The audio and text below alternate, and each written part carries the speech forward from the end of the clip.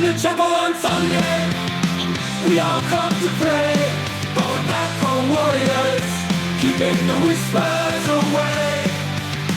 In suits and skirts, with a rebel to say, talking about life and dreaming of a different day. On the back row we stay, in the back we don't sway. Just let the servant go, we're on the back row.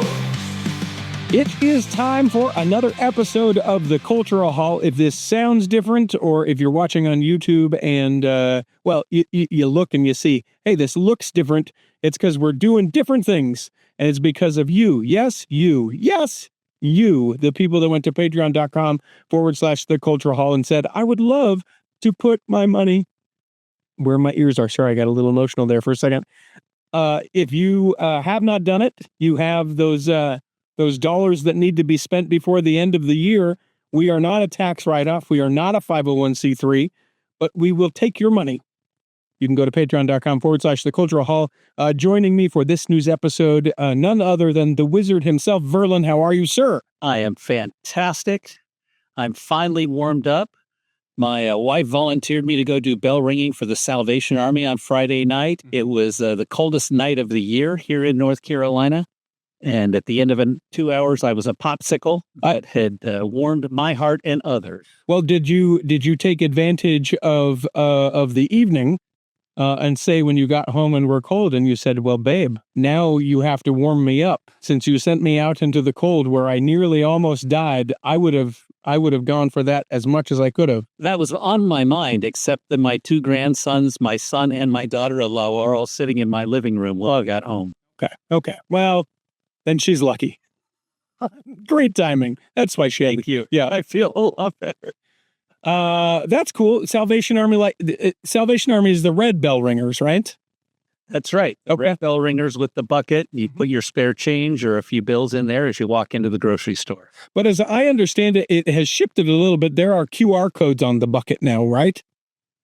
There are. Okay. There's QR codes on the sign. So if you don't have change or bills, then you can just, QR code your donation. Do you think that a lot of people did that, or did a lot of people just walk by and avert their eye gaze and just get about their business? It was amazing how many people used how many different strategies to try to avert my gaze and attention. However, I did not allow them to get away with it. Every single person who went in, I gave them a Merry Christmas greeting. And I'd say I had a 98% response rate. Good. So maybe they didn't necessarily donate, but they at least acknowledged you as a person that you were talking to them. That's a win. They did. And my goal was to wish them Merry Christmas and make them feel better about the evening. Goal accomplished. Good for you. Good for you. Do you have any idea how your take was? Do you get to count it, or did anyone tell you how much you made in the time? Funny timing. Just before we started recording, I got an email from the Salvation Army, and they reported on my huge take of 2 hours. Per hour, I earned $16.35. Oh, that's pretty good. That's maybe better than I thought it would be. At Chick-fil-A. Yeah. And you get Sundays off, too. And, of course, being a nod to the Chick-fil-A.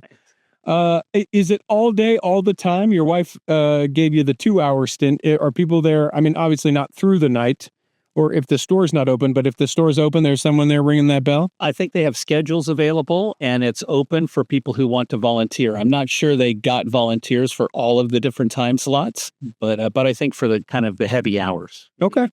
Yeah, definitely the trafficked hours. I have yet to see in person a Light the World giving machine this year in person. Have not yet been. We'll get into some of that as we get into the news that's coming up in the second half of this whole episode. As far as Christmas... Well, I have not seen one personally, but my wife volunteered last week and took the train from Durham, North Carolina to Charlotte, North Carolina, where the giving machines were there for several days. And she and a friend volunteered for a shift there. And was it the coldest night on record for her, too, or did she luck out in a different way? She lucked out in a different way. So then they had a fun time shopping and restaurants before they took the train back. And is that a couple-hour ride? Is that like a Amtrak train? Is that what it is, or like something like that? Yeah, it's about an hour and a half, 2-hour Amtrak train ride. That's awesome. What a fun kind of thing. Yeah, that's cool. Yeah. Sweet outing. And then I was just thinking, along with that, I don't think that I've done even anything necessarily that Christmassy that hasn't been work-related up to this point. I've done a couple Christmas parties. It is wild to me how vastly different with company cultures a Christmas party can be, even to the point of it being a Christmas party or a holiday party. I had parties this last Friday and Saturday night where one was, we have to make sure that this is a holiday party. And then the other one was, if people don't like that this is a Christmas party, we don't want them here. Oh my gosh. Yeah. So and every bit of that. Which and one was more off the hook? Listen, I feel like, and we're coming around to this, which is unfortunate for me and my industry, but by and large, I think that companies are starting to go, the obligatory party is not something that people want. And I think that there are exceptions to this, right? Great companies that you can work with, they have a great culture, that you really like being with the people, and they do all that. Yeah, okay, that's not what I'm talking about. But for so many, what it is purgatory until either the bonus is distributed or the raffle prizes have been given out, and then the party is mostly over. But not entirely over. Mostly over, but not entirely. So, That's too bad. Yeah, one party was very structured and, message from the boss. And as we look toward Q1 of 2025 and we're all this. And then the other one was, if you have a not safe for work sweater that you wore as part of our ugly sweater competition, come on up and tell us why it's so filthy. That was the other party. And it was almost whiplashy the way that it was so different from one night to the other night, but a great time for everyone. I've been subjected to both types. I've been subjected to great parties and bad parties. The benefit this year is I'm currently unemployed, so yeah, no obligation. The only party I've been to so far was Saturday night's Ward Christmas party. And how was that? It was wonderful. Do they do a program? Do they do we'll talk about, do they do a nativity? What was your experience? They did a cool little primary nativity mostly. They had a young couple in the ward that has a new baby go up and be Mary, Joseph, and Jesus. They had primary children dressed in costumes to be lambs, to be cows, to be wise men, to be shepherds. Good snacks, good sweet, entertaining. Good sweets. Great desserts, a huge dessert table, and they did a full ham and funeral potato dinner as well. Oh, wow. Okay. Ours is this Friday night, and until last night I was going to be able to attend. Now I am helping set up. I will set up sound equipment, and I am now working instead of going to the Ward Christmas party, which is unfortunate. But I also am bringing a dessert. What they would like us to do is to bring a dessert that is a family tradition. And so, because I'm in sort of old-timey Taylorsville. It's people that have lived here for all of their life or nearly all of their life, and their parents before them. The octogenarian ward? Yes. Put it? Yeah. So the Christmas dessert tradition that we will be bringing will be that right before the party starts, we will go to the store and buy something. That is our Christmas treat tradition. My mother and her mother before her always to the store to get something that was available and take it to the party. Went to the local Wegmans grocery store on the way, bought myself a rolled pumpkin Yule log. Oh, yeah. And it was enjoyed completely. Now, so my plan, there's a bakery that's kind of nearby my house. I plan to buy a whole flat of cookies or something like that. And then before I drop them off, I will Rubbermaid container at least a half dozen of them, kind of tuck them away and keep them for myself. Did you slice appropriately a little bit for you and then leave it for everybody else? I did not. Oh. No, I felt guilty enough having bought it that I sacrificed the entire thing to the cause. Okay. Well, it's gone. No part of it was left over. Well, I'll let you know. I'll report back about how this whole thing goes for me, how it is, all of that kind of stuff. But I was looking forward to the Stedman family traditional dessert, secret recipe from 300 years. Well, alcohol included. Yeah, the Stedman, known alcoholics. No, but Saturday night, because we like to do all of our parties, no matter how hard we try, it is always Friday night, Saturday night, Sunday night with divorced and remarried parents. If we have one side of family on the Saturday night, the other one you can bet, even though we ask them not to, will be Sunday. But the Stedman family tradition party that I don't have time to make the dessert isn't really a dessert because is Jell-O a dessert? But what they do is it's a rainbow, 12 or 14 flavor rainbow layer rainbow dessert.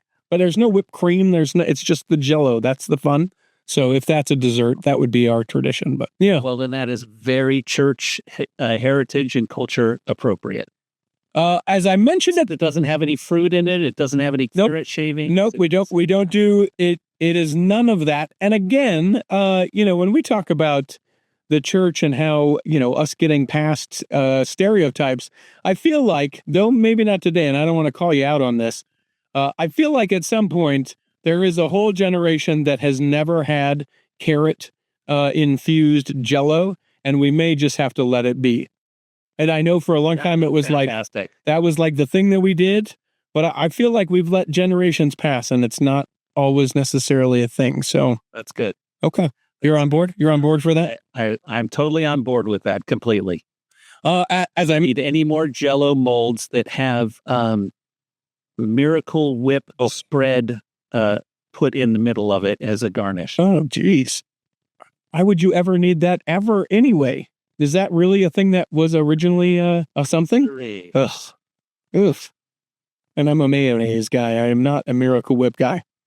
Me too. We are trying new stuff tonight. So what is going to happen is I'm going to try and pause this. We'll see how this goes. This may sound entirely different as we come back in the second half and do actual articles of news.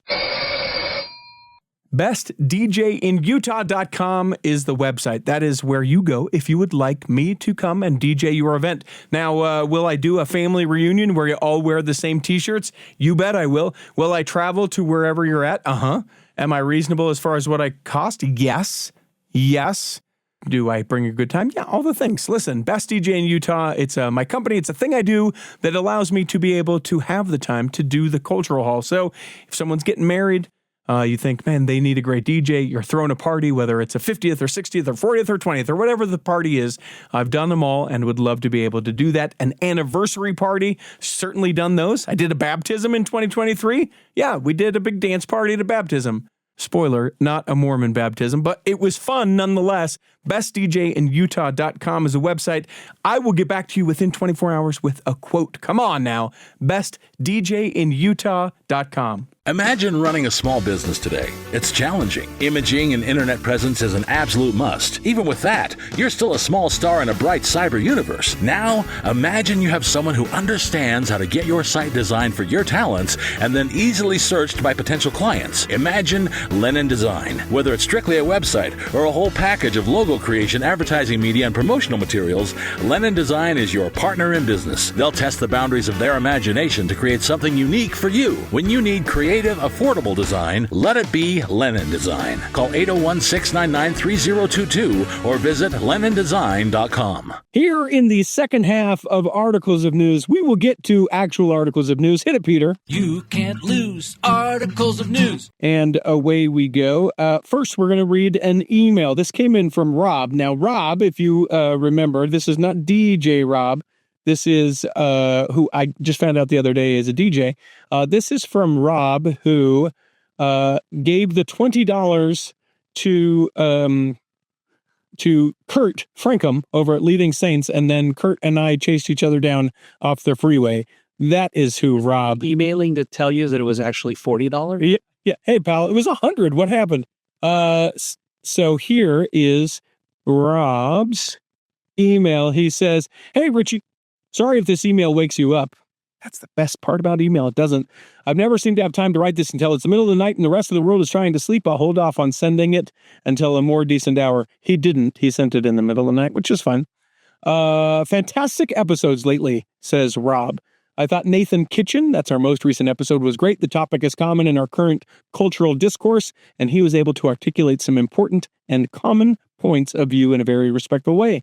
Great job with the panel discussion on the Heretic movie. Again, hosting different points of view with a respectful conversation gives a more complete view of the film and the issues around it. Great choices on the guests, and good job moderating. Thank you, Rob. I want to go back a little bit and point out that the Nate Oman episode about how the law influenced our culture in significant ways, I wish he could have had some time to go deeper into some of those subjects, but I'll be checking out his book and getting into it. So good job by you. Hope you're doing well. What you're doing here is important. I'll write again soon, says Rob. And, well, there it is. It was as easy as that. He sent the email to contact@theculturalhall.com. And then mere moments later, he sent an email that says, hey, again, I just sent an email, but wanted to check in with you about helping with the show. I want to get a list of articles and some news sources from you so I can stay on top of the news. I want to take a deep dive into Threads, Twitter, and Blue Sky, and then maybe talk about what's being said in those different circles. I'm paraphrasing. Rob, I know that you sent more than this. Hope you're doing well. I can see you're busy, and I want to take things off your plate, not add more to it. Keep up the great work. Hope to hear from you, Rob. We will be in touch. It will probably not be till after the new year, but that's exciting, and I'm hoping to be better / more current on Twitter, or now X, or Threads, which we haven't really done much with. If you'd like to help with any of our social medias, you can always reach out to me. Contact@theculturalhall.com. We've already done the sounder. Do you want to take us to our first news story? Sure. Yeah. The first news story is that RootsTech is continuing to roll. And despite it not happening, I think, until summertime this next year, they've announced the first 4 speakers. First 4 speakers are, first off, Ndaba Mandela, the grandson of Nelson Mandela. Okay, that's pretty cool. He's an author and speaker, and he's continuing the work of his father or his grandfather. And so he'll be there to talk about his grandfather's work and how that relates to church, to family history. Now, I want to interrupt you before you get to the next speaker, because you said it doesn't happen until this summer. That's incorrect. It happens the 6th through the 8th of March. Oh, is it? Okay. Yep. For some reason, I thought it was a July event. Nope, it is a March. Now, normally, I think it's at the end of February, so it is a week later. But Salt Palace Convention Center and or online, 6th through the 8th of March, 2025. I'm looking at the website right now at familysearch.org. So Great. Okay. Great. Who are the other ones? The other speakers are Tara Davis Woodall and Hunter Woodall, who are both Olympic and Paralympic gold medalists. That's pretty cool. There to talk about their experience, which is awesome. And that reminds me of some of the Paralympians that you've had on the Cultural Hall here most recently. Pretty good episodes, huh? Great, fantastic episodes. Those are some pretty amazing individuals who I like. You hear me say it a lot in the episodes, but I just sort of go, wow, because I like to hope that I would be a person that'd be like, I can still do anything. In my mind or in my heart, I think I'd just be like, yeah, I give up. I guess I'm done. I guess I'm not, but I mean, They were fantastic. Despite all kinds of odds. Different things. Yeah. Okay, so the Woodall speaker is Dana Tanamachi, and she is an artist who's done artwork for brands like Nike, Google, Target, and Starbucks. But I thought it was interesting, the topic she's talking about. She's talking about something called gamen, a Japanese term for dignified patience during hardship. And as I think about examples of dignified patience during hardship, your Paralympians come to mind. Sure. But I think about my ancestors and some of the pioneers coming across the plains, particularly those that were part of the Woolly Handcart Company and the dignified patience and long suffering that they had. You know, one of the things that I really, really love about learning about different cultures is these different words and different things. And sometimes we kind of parody this a little bit within the church, because we'll be like, I was listening to the Come Follow Me podcast and come follow me in the Greek, right? You hear that kind of stuff. But when you talk about like one that comes to mind, I think it's a Finnish or somewhere around the term hygge, the HYGGE, pronounced different ways. It just is like warm and comfortable and all these kind of things. That's that Japanese word that you just mentioned. And then there's another Japanese word. I was reading a book about, I think it's misogi, I want to say. But it's this idea of like this very challenging, like thing that almost seems out of reach or is potential that you could fail at it, but you would learn in the growth and the trying to do that thing. I like that. Yeah. I love terms like that. I speak a couple of other languages, and I've learned that there are things I can say in those other languages that I cannot adequately say in English. There's lots of words in English that I just can't say. And yeah, I just don't say them right. We all prove that all the time. The next news story, Bronco Mendenhall, Bronc still hasn't ever been on the Cultural Hall, though I've heard him interviewed other places. He was the head football coach at the BYU for a hot minute, 11 seasons technically. Head football coach at Virginia for several seasons. Yep. Then he went to the University of New Mexico. Well, he retired and said he was done with coaching, and then the University of New Mexico tempted him back, I think, with the story that he could have a good cattle ranch and horse farm that his wife really enjoys in New Mexico. But ultimately, the Utah won out because now Coach Bronco Mendenhall going to be the head coach of football up at Utah State. Go Aggies. And they're going to have him for a good long time. This isn't just like, hey, here's a contract, maybe come for a year and let's see how it works out. Utah State, great football teams most of the time, considering it's Logan, right? I feel like they punch above their average. They've represented themselves well generally. Yeah, a few players from Utah State playing in the NFL, so it's not like people go to Utah State and you go, oh, that's too bad. It is, it's a reputable-ish program. They've had a challenge the last couple of years with not only sports, but some non-sports related things as well. Yeah, coaches' bad behavior and players' bad behavior and coaches saying things about the players' bad behavior, all sorts of things. We've mentioned that in previous articles of news episodes, but now it's Bronco Mendenhall, great, as far as that goes. Ship, so I expect that he'll pull that program together very, very quickly. You say that it's a long contract, but in sports contracts, as you know, the contract doesn't mean he'll be there that long. Well, sure. It all depends on what offer he gets somewhere else. Sure. But 6 years and almost $13 million is nothing that I would turn down. Yeah, I was personally trying to support that he come to North Carolina and replace Mac Brown, who just left at the University of North Carolina, but no one seemed to be buying into that idea. Yeah. So he's a Utah native. He's coming back home. Everyone comes back home. Home. We have good horse country here too. Not like agricultural land in Hyde Park and Logan and Providence and all that. I don't know. But good for him. Bronco Mendenhall, the new for him, and good for Utah State. I love Bronco. I think he'll be good for the program. And technically, he's going to be, it's a 12.9 contract, but technically it's only an 11.69 because 10% right off the top, taking it right for the church. Oh, yes, that's true. I think his ward will profit from that. Take us to the next story, my friend. Next story. Let's see. The first presidency creates something. This surprised me. Interesting. Tell me why. Presidency just created, for the first time, the Canada area of the Church of Jesus Christ of Latter-day Saints. Now, why does that surprise you? Well, because we've had the North America Southeast area, the North America Northeast area, the North American North Central area, the North American South Central area, the North American Northwest, the North American Southwest, and the North American Utah. And I always just assumed there was a North America Canada too, but it turns out it was split amongst the North America Northeast, North Central, and Northwest. So you're surprised because of your ignorance. Is that what I'm understanding? Yes, I'm surprised because it's my ignorance. But I mean, Canada is roughly 10% of America's population. Sure. And I don't know how it is member-wise, but we're certainly well represented in Alberta. And decent-sized populations in Ontario as well as British Columbia.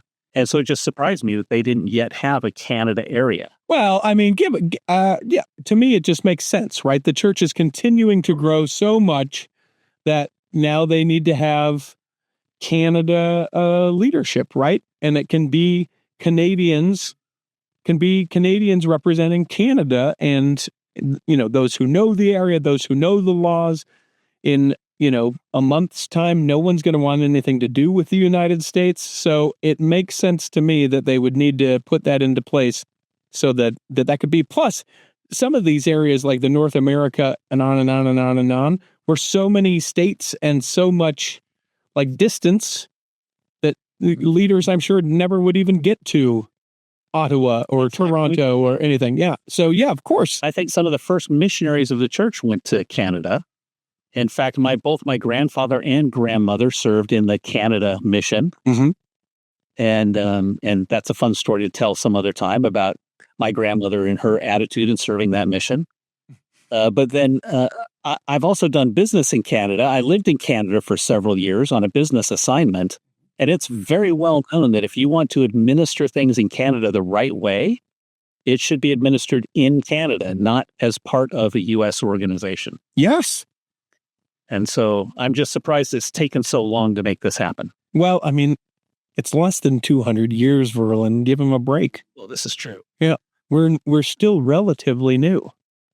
The next news story I'll take, this is irony. Canada, the favorite national beverage. The jokes almost in this case write themselves. A semi-trailer driver hauling beer suffered serious injuries. That's not the ironic or tearful part about this. Hope to him and his family as he recovers. His vehicle rolled over and crashed in a parking lot of a Church of Jesus Christ of Latter-day Saints. This is in Sandy. Sandy Police Sergeant Jason Nielsen said the semi-trailer veered and fell from a road and into the church's parking lot after it was hit by a pickup. I know exactly where this is. It's several feet, so I'm glad to hear that this guy is okay. But you see this LDS church parking lot with several broken beer bottles and beer cans, and it's like your teenage kids had a party. They were in the parking lot. The cops pulled up and they just said, "Go." That is what this scene looks like. From empties to completely fulls to someone came up on this out of nowhere.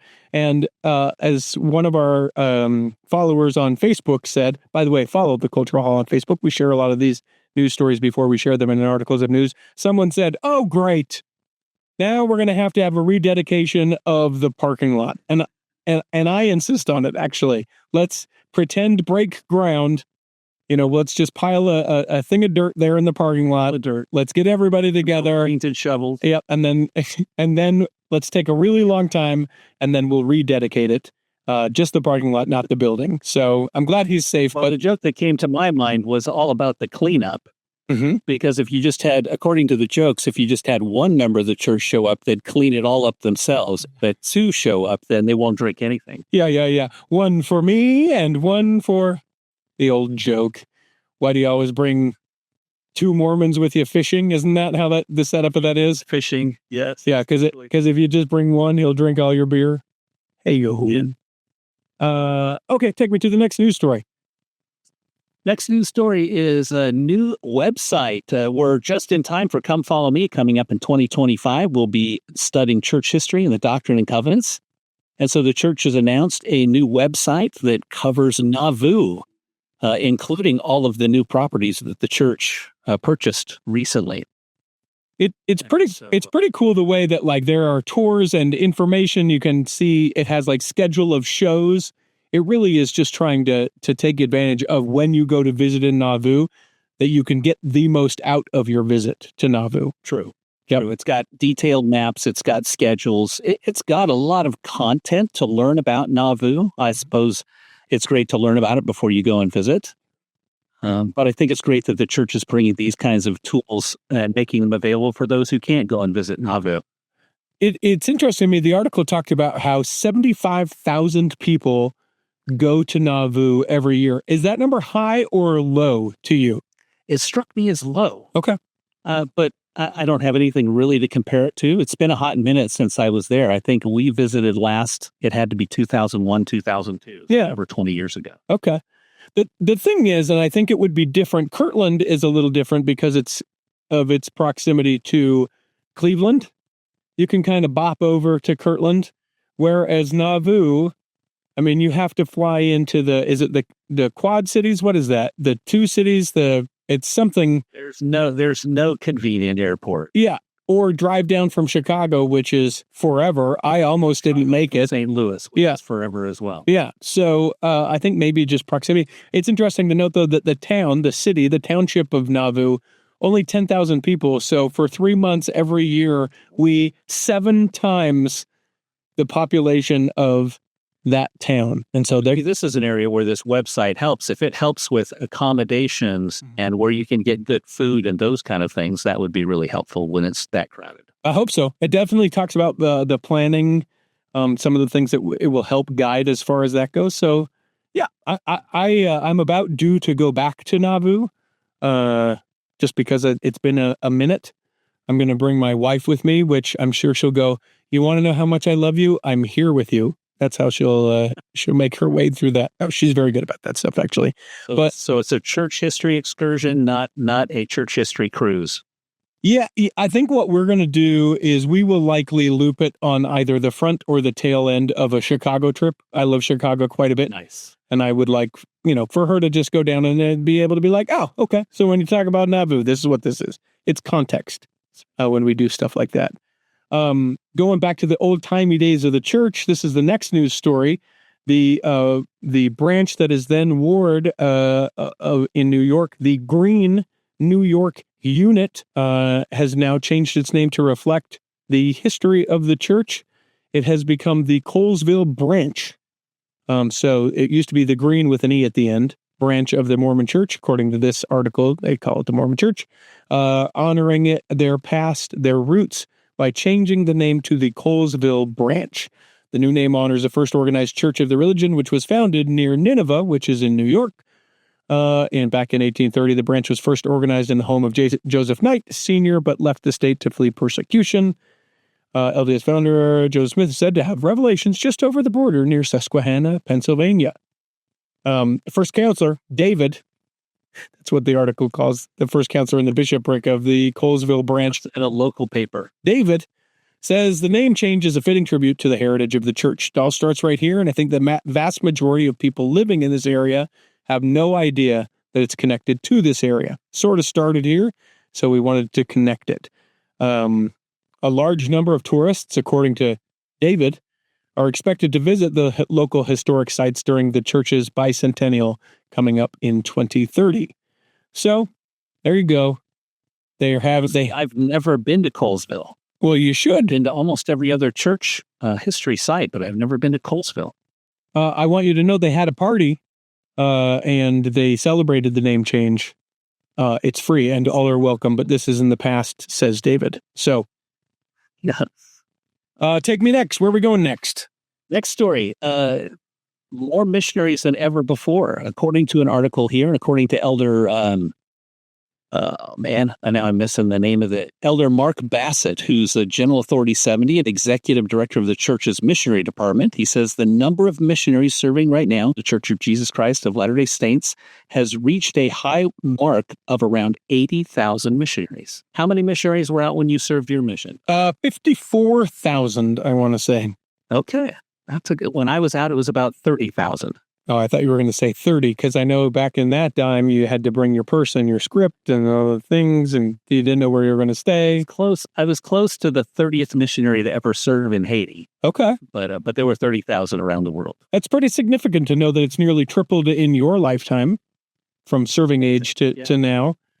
And subsequently more people joining the church as well, which they quote him as saying the reality is more people are coming to the Church of Jesus Christ than we've seen in decades. But he doesn't share any numbers, and I'd be very curious to know about that. And the church used to publish that during General Conference, but I don't think they're now doing that kind of detailed reporting. Well, you can bet that they're doing it.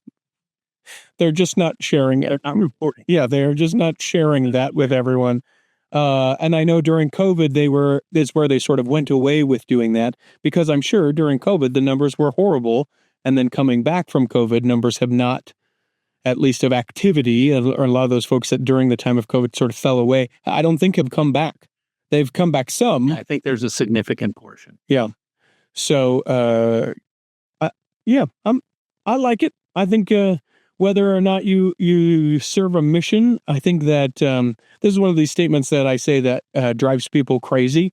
I think that if you don't serve a mission, you miss out on the things that you would have learned serving a mission, which seems like just such an obvious, dumb statement. But I really do think that there's that value Just in that, like, even if you just sort of remove the religious aspect, which I know it's a mission. Everyone, I get it. I get what I just said and how that sounds sort of weird, but like being away from home, having to live with other people, caring about other people more than yourself, seeing a different culture than what you're used to.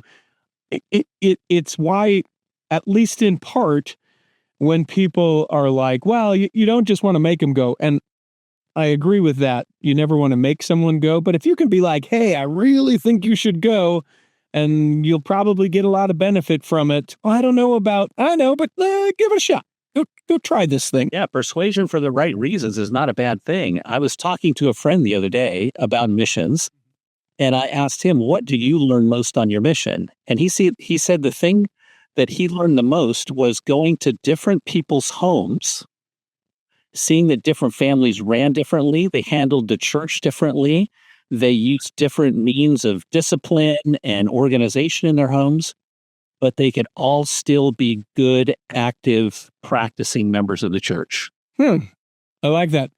I remember one of the things that I felt like I locked into for a little bit of time, like genuinely, you know how, and I don't know, maybe you feel differently than this, but you know how there are the people that are like, I know I don't know all of you, but I know that I love you because we're all, and I just kind of roll my eyes and I'm like, boo. I locked in for a short time to really genuinely feeling that, like being out and being like, oh, I just want to share this message with people because I just love them and I know that it will be transformational and I don't want to have any sort of like judgment around or any of that kind of stuff. That I was just able to genuinely love people. I locked into that for about 6 weeks. Oh, that's good. Yeah. That's good. And it's something related to that. I realized in reading my missionary journals recently. Awesome. That I have always rolled my eyes when someone went back to their mission and married someone from their mission. They met on mission. And I kind of judge people the wrong way that way. Anyways, two things that occurred to me. Number one, I've met several people recently that went back to their mission areas and married someone that they then met after their mission. Interesting.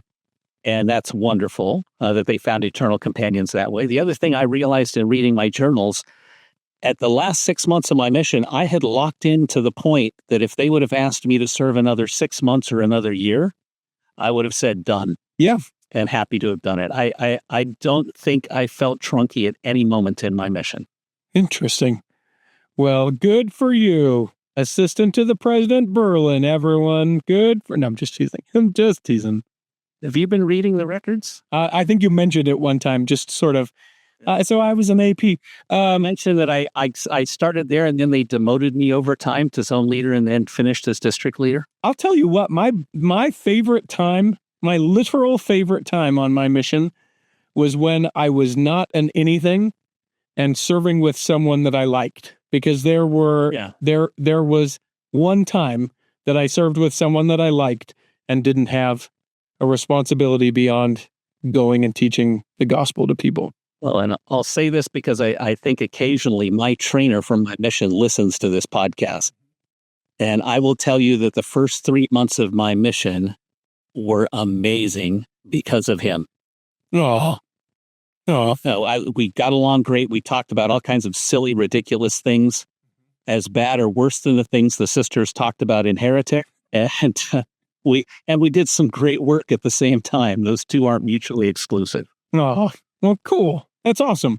Yeah, So I'm pro mission. I know a lot of people. There's a lot that I think can be negative about it when people are like, people in our family serve missions and the shaming that comes when people come home early. I wish that we did a thing like what finally pushed me towards getting married the first time, where my brother came to me and said, hey, listen, if you don't like it, just get divorced. And I wish that we could engage in missions in the same way, which is like, hey, I don't know, this feels kind of right. We sort of build it up where it has to be like almost like I was visited last night and it has to be this thing. But I would love it if we would just be like, yeah, you know what? I'm going to try it. And if it doesn't work out for me, it's not a thing. I came home, but you know what? I tried and found out that it was. I wish that we could get to where that could be the attitude towards it, because I think that more people would go. And in the going, I think that more people would have some of those experiences to go, how lucky I am to be in the family that I'm in, how blessed, blah, blah, all these different things, the positives that come from serving a mission. Great point. Back to my point about my trainer, if anyone listening knows Ed Moss, I want you to call him and harass him about what I just said about him. Oh, nicely harass him, I hope. And just call him up and hang and as you want, Frank. The next story, I know that we will cover a lot of this in the Temple Ticker. I just want to bring this up in this news episode because I think it's interesting. So this is Fairview, Texas, the McKinney Temple. Why is it called the McKinney Temple if it's in Fairview? I don't know. Ollie Temple is in Apex. The Stockholm Temple is not in Stockholm. The London Temple is not in London. We like names so that people know where it relatively is. Yes. Shirley Swartz, a longtime member of the Church of Jesus Christ of Latter-day Saints, hasn't been able to wrap her head around the concerns over the temple that's being built in Fairview. The grandmother believes God instructed the LDS Church President Russell M. Nelson, whom she considers a prophet, to construct this 65-foot tall temple with a 174-foot spire next to an existing church there. The LDS has 2 temples in the area, Swartz said, but the elders there are overworked and need another temple for space to perform the increasing number of baptisms, weddings, and other sacraments for LDS members. Okay, I'm on board so far. On Tuesday night, about 60 people piled into a Fairview Town Council meeting to listen to the latest debates over the proposed LDS church project known as the McKinney, Texas Temple. More than a dozen residents aired concern to the meeting, arguing that approving the temple would set a precedent for religious groups to violate the local zoning laws, and many asked the council to continue negotiations. Among them was Alicia from California. She came there. It's a dark sky issue for her. I thought y'all were going to be the heroes, not only for the residents of Fairview, all that kind of, we've been trampled on by the LDS people, etc. Creekwood, let's see here. Let me go back to where I thought I never built the bell tower. Okay, that's something that's in that town. Listen, LDS church members have repeatedly brought up the topic in council meetings since the mayor's son, David Lessner, is currently the senior pastor at Creekwood. The pastor told me he joined the church in 2015 and was part of a team that built a steeple there, estimated at 40 feet tall. There's no nepotism involved. Here's the deal. This is why I bring this up in this news story, and why I think it's important. The God trump card, I think, is the best card to play ever in a meeting. I remember this. Especially a city council meeting. It works every time. Yeah. I just think in all things. And like when I was dating, I loved the God trump card. I never did it because and I'm going to walk this out a little bit if you still don't get what I'm talking about. But like, you can't argue a trump card of God. God told me you were supposed to marry me. Yes. Works every time. Yeah, or what I heard actually on a couple of occasions from people, God does not want us to be together. Oh.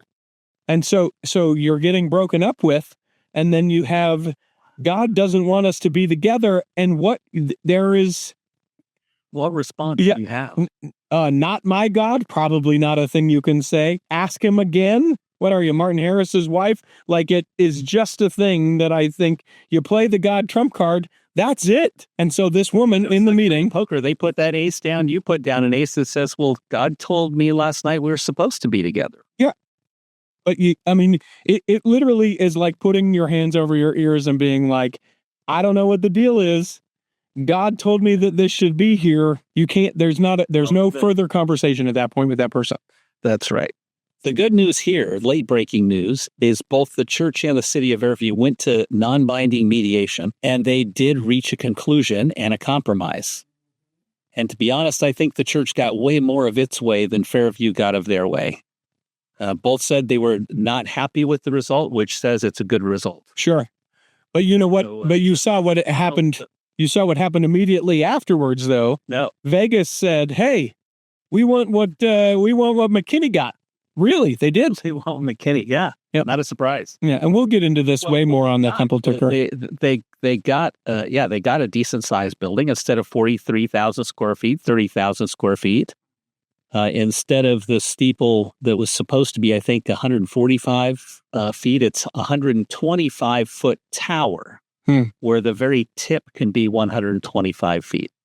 Yeah, see, And I'm guessing that won't be the top of Moroni in this case. There is no Moronis. We don't do Moronis. It's not Moroni's church. It's the Church of Jesus Christ of Latter-day Saints, and putting a statue of Jesus on top of our temples, people would look askew at, so we don't do it. Still haven't talked about it. Plus they get hit by lightning all the time. Yes, and then what do we think? Then where are our conspiracy theorists? Then what? Shoot. Okay. You did that story, yes, or did I? You did. Did I do that? I did. Okay. Let's go to the Costco door. You started it, I ended it. I like to call this the Mordor. The Mordor. Oh my heck, it's a Mordor. So there is sold on SLC. It's this new, people love, they think we're weird. Us Mormon Utah folk, they are showing reality television series, sharing properties about the Salt Lake and the Utah real estate market. And some of it is like, why do you need a house with 9 bedrooms that's only 2,000 square feet, right? That's some of it. And like some of these grand things and the big hosting rooms and, you know, we always called it the family home evening room or the visiting home teaching room. It's this room that you never go in. Our garage have to hold 2 Suburbans. Yeah. Just these sort of weird, quirky things. I'd never even heard of this one. This Mordor. Designing our renovation, I'm thinking this might be appropriate for our renovation. What it is, everyone, is in the kitchen, because the kitchen is most nearly adjacent the garage. I like to call it garage.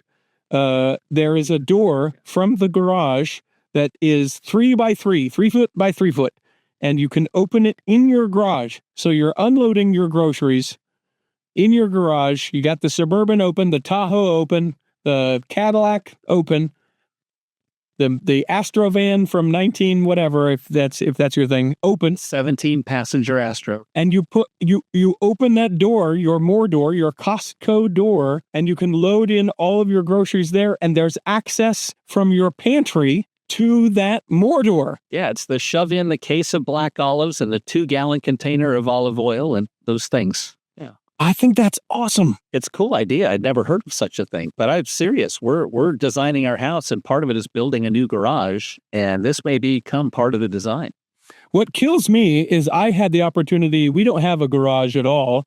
We have a drive-through driveway. We had 2 doors. It wasn't a duplex ever. Driveway. Thank you. It wasn't ever a duplex. Actually, that little garden area in front of the U driveway, which I think is particularly special. Oh, thank you. It's where we might do Christmas stuff in the future, but this year we just said, I ain't got time for that. But we could have had, because our pantry was one of the entryways, because we used to have 2 entryways. I don't know why. It was to the time it was the thing. I'm not sure what it was. Never a duplex, never any of that stuff. Just had 2 doors. I sort of wish we would have put a little door, maybe like an old coal chute like you see in the Salt Lake and other bungalows, that you can kind of latch open, push the stuff through, and then latch it closed and be done. I kind of wish we would have done that. That's a cool idea. No, it's too late now. It's a Mormon door, a Costco door is what they're calling it. Take me to the next news story, won't you please? Yeah, and we want to make sure we get to all the Christmas stuff at some point. Yeah, we probably better go. Next one is a very cool story. Let's do this one, and then maybe we get into...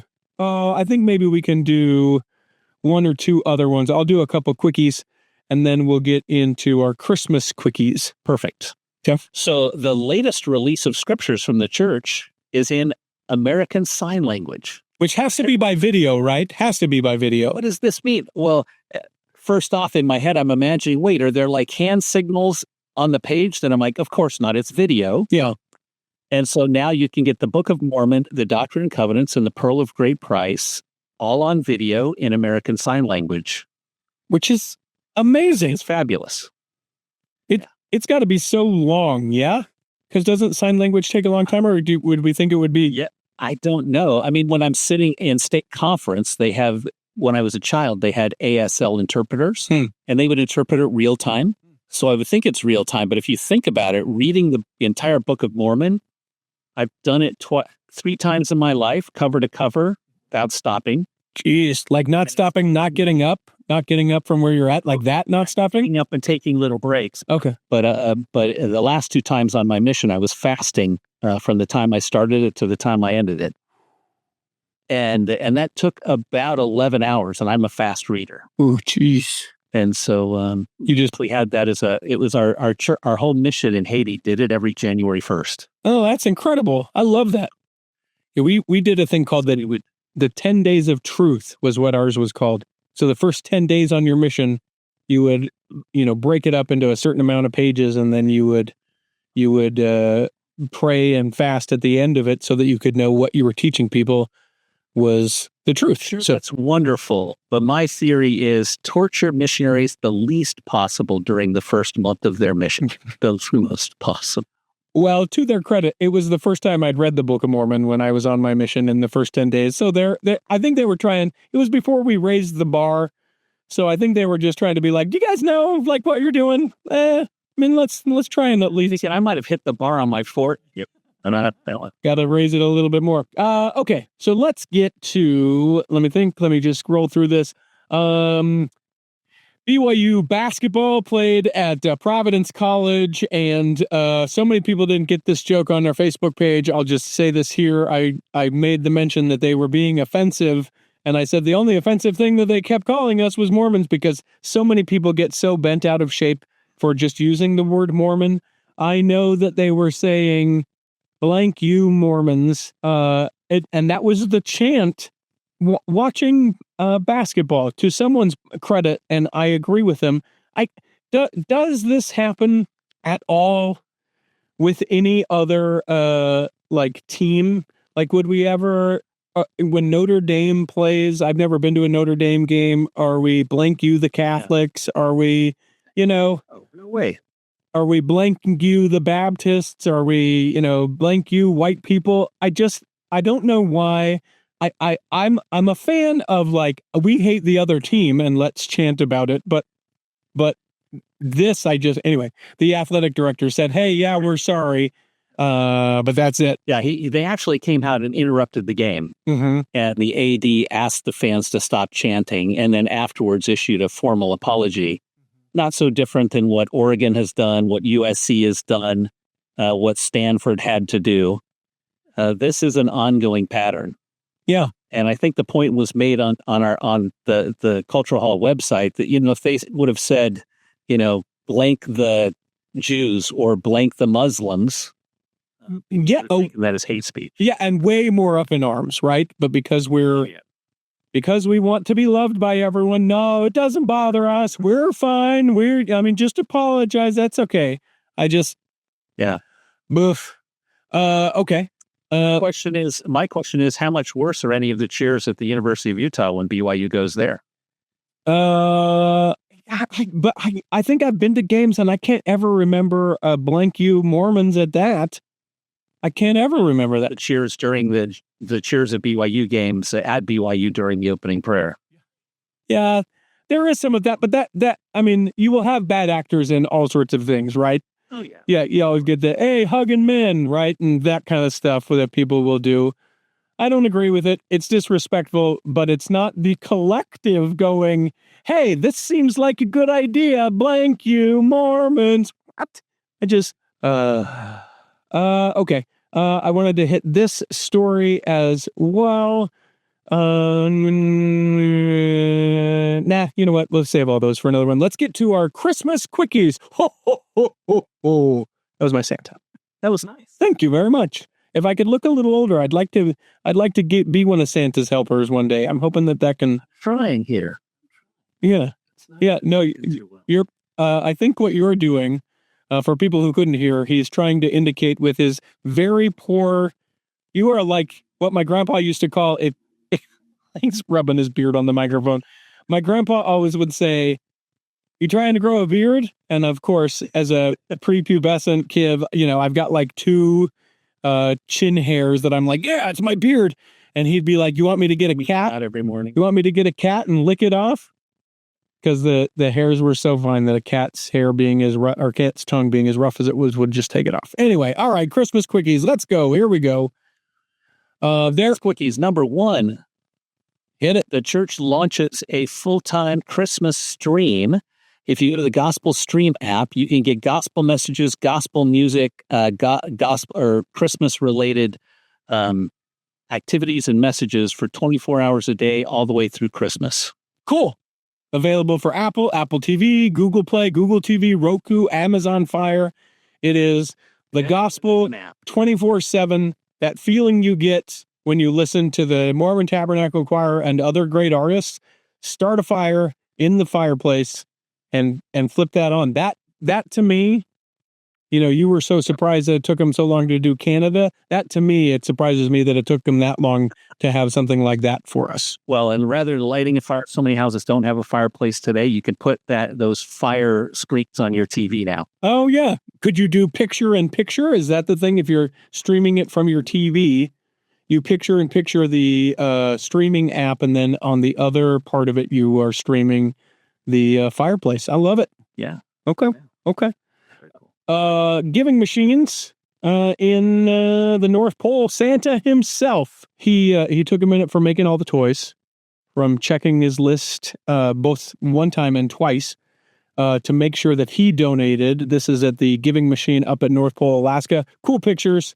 Great PR move by the church to have Santa take a minute and go to the Light the World Giving Machine and to make a donation. So cool. Some of the people that they brought in for this, Andy Reid and all the folks at Kansas. Yeah. Yeah. I've seen Paul Rudd. I think that might have been a replay of last year because I know he did it last year. But the local celebrities around all of these things will come out and do it. A lot of LDS celebrities did, like the Utah County one, the Salt Lake County one, to come out and be like, hey, come and check it out. So great, huge thing for the church. And 100% of the donations go where they say they're going to go. A lot of times when you donate, there are the administrative things like the credit card fees when you pay for it with a credit card, which I believe you can do on the Light the World thing. You would have to. Those processing fees are picked up by the church. The church pays those so that your donation entirely goes towards. Right. Put that in context. One of the very best charities in the world is the Salvation Army we mentioned earlier. In their case, because of administrative fees, only 82% goes to the actual recipients. Yeah. In the church's case, it's 100%. That's amazing. I'm doing some quick Google math. It means that the church, in credit card fees alone, likely, because they're varying, but I took sort of the median of what a credit card fee is, has paid over $1 million in your credit card processing fees for the donations that they've made since the giving machines were rolled out. That's right. Yeah. Okay, next news, Christmas quickie. The lights at the St. George Temple. St. George Temple renovated for a long time. They didn't want you to go to the property because, well, they were busy fixing things up. Nothing to see here. The lights at the St. George Temple grounds have returned. Gorgeous, beautiful. Is it the same as it was in the past? No, it's not. Is everything a transition? Yes, it is, especially as we learn how the lights aren't really that great for trees, and we want to be respectful to the things that we've invested in as far as that goes. Is it spectacular? Yes, it is. If you're anywhere around St. George, which means everyone in Salt Lake County at some point in the next couple months could go down and check out the St. George Temple. But it's cool. Cool pictures. We'll leave a link to that and all of the other things that we've talked to in the show notes so you can see the pictures of the St. George Temple. Fantastic. And then your comments make me wonder. The next one is the Manila Temple grounds have been lit up for Christmas. And evidently, it's legendary how many lights are on the temple grounds in Manila. I'm wondering if they're respectful to the trees as well. Yeah. I mean, you know what I'm talking about, though, right? You know what I'm talking about, right? Yeah. Okay. Because the Salt Lake Temple Square, I mean, it's still cool, and you need to come check it out. It is a pilgrimage for anyone that's a member of the church, or really anyone, I think. But I can remember as a kid, the millions, I think literal millions of lights. It was millions, yeah. Yeah. That were there, and they just don't do it because some of the trees, the lights get warm enough that it was killing the trees or harming the trees, I did a quick search on how many lights are at the Manila temple, and according to AI, thousands. So there you go. Maybe thousands of light sets. Yeah, that's it. But in LEDs, I can tell you that Susan Yaud's standard for our standard Christmas tree is 20 strands of 150 lights each. Okay, so 3,000. That is our They're LED lights. Sure. So they literally have almost zero heat. 3,000 lights, though. That's a lot of lights. How tall is your tree? You plug that sucker in, it blinds you. Yeah. Do you? Let me ask you this about that. Do you love sitting by the Christmas tree with only the Christmas tree lit up, or is that just a me thing? No, I love that. Absolutely love it. I hate putting the lights on. Oh, it's the worst. And it's become such a family, what's the right word for it? Tradition, that we bring the tree in, we bring the lights in, and then everyone in the family leaves and goes to the movie or goes and does something else. Well, I put on all these lights and probably say 98% of the swear words I say in any given year as I finish up the lights. I normally don't even help with it. I say, babe, you know what I want for Christmas? To leave one day, and when I come back from an event or something else, I want the tree to be set up with the lights already on. And up until this year, in our entire relationship, it had always been done that way. And this year we decided to put on some Christmas music. She still did the lion's share of the work, but I was there and we were listening to music, and it was very, very fun. Kind of a fun family tradition. Dancing, she did the decorating. And the singing and sharing of my favorite Christmas songs and finding hers and all that. So it was a fun time. Temple Square, there is no longer, and this is harkening back to my younger years. I can remember nearly freezing to death as a small child when we went the day after Thanksgiving to wait for the moment that they from the National Lampoons. The switch. Yeah, they shathunked the switch. They are no longer doing that. There will not be a lights up ceremony. They still have the lights. It is different than it has been in the past. Will continue to be different as the temple gets more and more open and ready in the grounds and all of the things. And I know they're trying different things. I have not heard a report as to whether or not the nativities from all the different countries that were slightly stereotypical and offensive are back. They are. Good. Good. So those exist. But yeah, the big light up ceremony, it was too bad, but it was quite the thing to be, with tens of thousands of people crammed into Temple Square, all for the shutting. Right? Yeah. Like you said, the church has to change. They have to change. And then, quickly as we end that, there are a bunch of stuff of church activities that you can go to, both online and in person. So check out that link in the show notes so you can find out what they are. Quickly. Okay, I mean, yeah, sure. I'll just say each one quickly. Do it. Music and the spoken word, Christmas themed. Savior of the world, his birth and resurrection production. The Christmas lights we've mentioned. Come and behold him, the Temple Square Christmas concert. Light the world giving machines. Christmas at the Church History Museum, which is, I believe, where you can find those nativities. Cool. Oh, no, the next one is International Nativities. There are daily concerts at Temple Square for Christmas. There's a Christmas Around the World display at the Family Search Library. There's the First Presidency devotional, which I watched. It was so great. So great. I've taped it. I'm going to watch it. And at Christmas with the Tabernacle Choir at Temple Square. If you don't have tickets already, too bad. And then a Season of Ringing, the Bells at Temple Square concert is sold out as well. And I think actually already occurred, maybe not.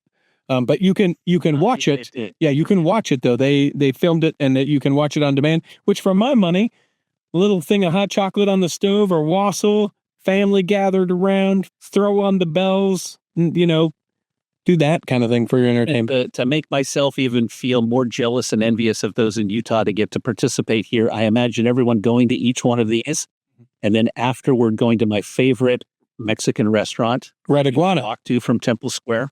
The Red Iguana, yeah, enjoying the great mole. Mole. All right, let's end it there, my friend. We hope that this episode has nourished and strengthened your body. That you weren't feeling good enough to listen this week, you'll be feeling well enough to listen next time. And that when the time comes, you will be able to travel home in safety In the meantime, Chris at Alpine Lakes Travel, Rick McGee, Debbie Wanless, Chocolate Cake Bites Podcast, and the Tiger, with a U, will be saving a seat for you On the back row of the Cultural Hall. Cultural Hall. Save me a seat, it's sure to be neat on the back row.